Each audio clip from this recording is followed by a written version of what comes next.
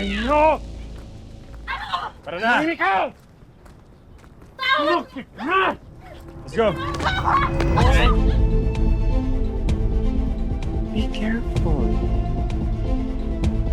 Huwag ka nga magpanggap dyan. Wala ka naman talagang pakialam kung mahulog ako o hindi. Maying, of course I care. Ayoko may masamang mangyari sa'yo nang hindi makikita ni Kidlat. Gusto ko nandito yung anak mo para makita yung pagkamatay mo. I want to see the pain in his eyes. I want to see him suffer! Demonyo! Napaka-demonyo mo! Tama na! Tama na! Tara! Akyat na! Ang sinasabi! Tara! Wala pa rin, tol. Kanina pa ako tumatawag. Parang nakapatay ang cellphone niya eh.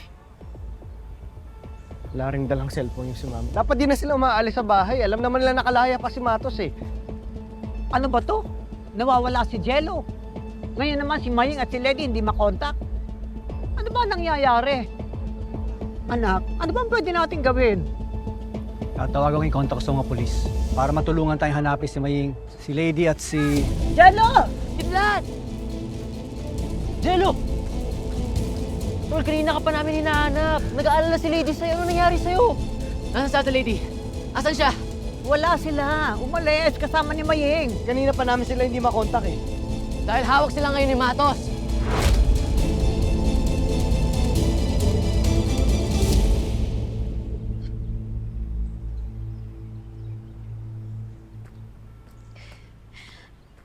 Sorry po, Aling Mahinga. Kasalanan ko po to. Dapat di na tayo umalis ng Riles eh. Wala kang kasalanan, Lady. Ako yung nakausap ng walang yung abogado na yun na nagdala sa atin dito. Ako nga ang dapat mag-sorry sa'yo kasi nadamay ka sa labanan namin ng mga Victor. Sila naman po yung nauna. Dinamay po nila si Jello. Sana lang po talaga ligtas po yung kapatid ko. May awa ang Diyos.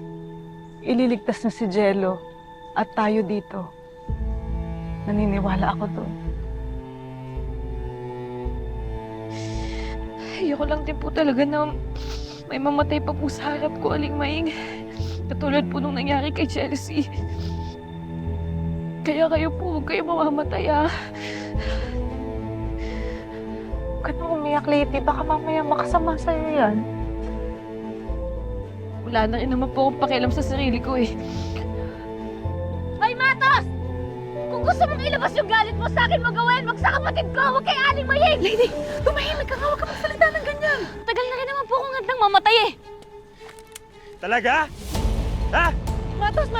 Parang awa mo niya! Shut up! Puro kayo drama.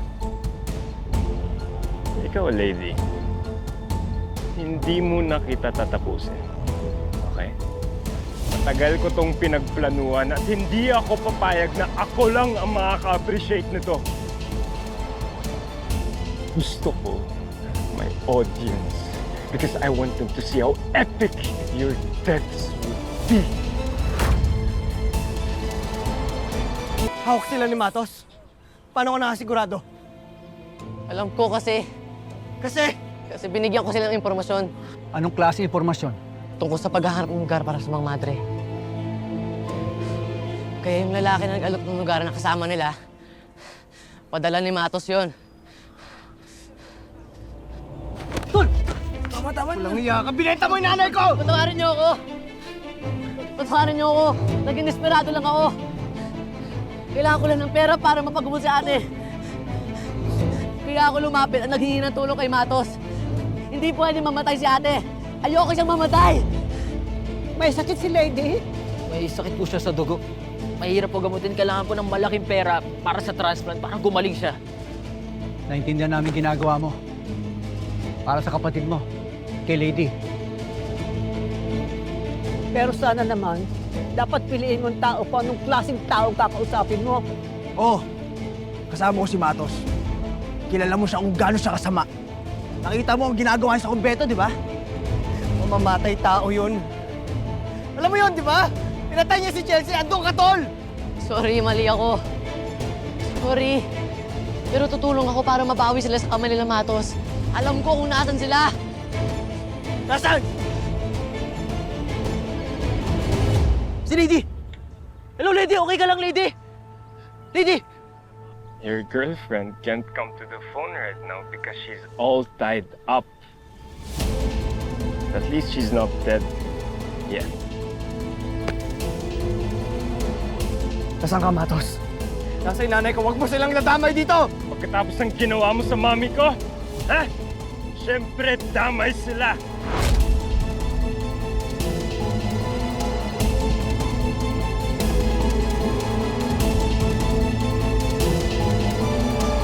Mag-ingat kayo lahat. Sigurado ay patibong ang mga yan.